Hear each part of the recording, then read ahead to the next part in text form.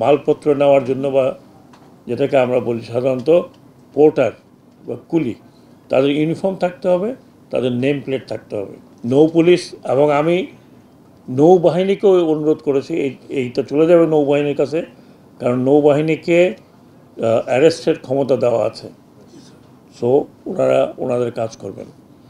অহেতুক কোনো পুলিশ, কোনো নৌবাহিনীর লোক, নৌ পুলিশ অথবা র্যাব অথবা কোস্টগার্ড অহেতুক কোনো লঞ্চে উঠে তল্লাশি শুরু করবেন না। ও যদি সেটা করেন তাহলে আমি লঞ্চ কর্তৃপক্ষকে বলবো আপনারা একটা কমপ্লেন দেবেন, উই উইল টেক অ্যাকশন। ওখানে পাক বিতণ্ডতা করার কোনো কারণ নেই।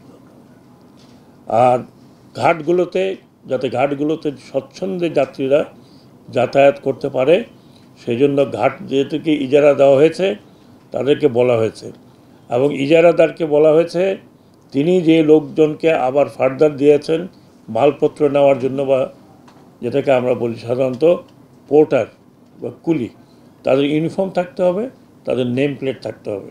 যদি না থাকে সেই ইজারাদারের বিরুদ্ধে অ্যাকশন নেওয়া হবে।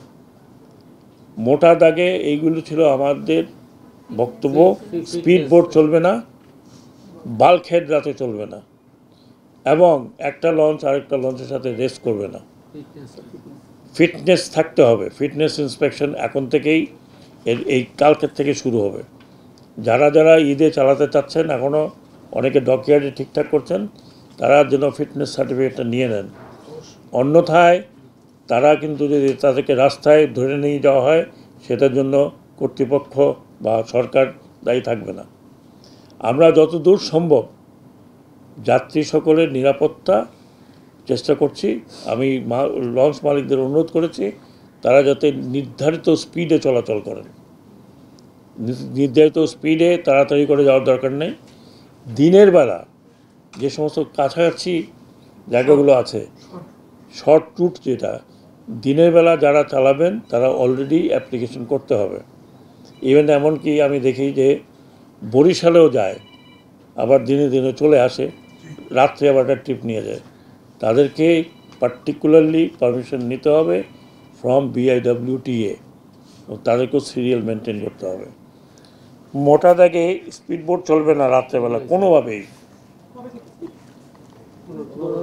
এটা কে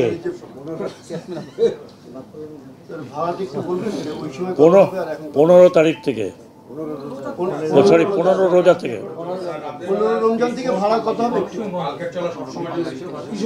বাল্ক হেড স্পিড বোট রাতের বেলা সবসময় নিষিদ্ধ, এখন তো চলবেই না। ভাড়ার কথা যদি না শুনে থাকেন তাহলে আরেকজনের কাছ থেকে শুনে নিন। হ্যাঁ,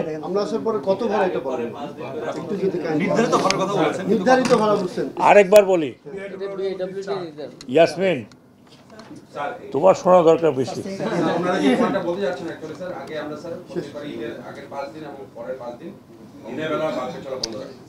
হোয়াটএভার ইউ ডু ইট। আমি ইন জেনারেল বললাম। হ্যাঁ, কবে থেকে 5 দিন পরে আর 10 দিন করার অসুবিধা নাই। ভাড়ার কথা বলা হয়েছে, এখন ওনারা কম রেটে যাত্রী নিচ্ছেন, যেহেতু যাত্রী হচ্ছে না, যাত্রী স্বল্পতার কারণে বিভিন্ন রুটে বিভিন্ন ভাড়া নেয়। আমার কাছ থেকে নিচ্ছে 3000 টাকা। কোথায় মালিক? হ্যাঁ, ওই যে উনি আমার কাছ থেকে প্রশ্ন নেবে না, তারপর বলো স্যার 3000 টাকা দেন। তো 3000 টাকা দিচ্ছে। আরেক তুমি বোধ হয় 6000 দিচ্ছ, দুজনে মিলে। আচ্ছা, বলছে যে যাত্রী হয় না, ওনার কেবিন খালি, আমাকে 3000 টাকা কেবিন দিচ্ছে। হ্যাঁ, হয়তো বিনা পয়সা নিতে চাইছিল আমাদেরকে। ভাড়া নির্ধারিত ভাড়াটা আমি যে বলছি আজকের থেকে আপনারা টাঙিয়ে দেবেন। যে নির্ধারিত ভাড়া কি, ঈদের জন্য না, নির্ধারিত ভাড়া। এখন আপনারা না, আমি বলতে পারবো না।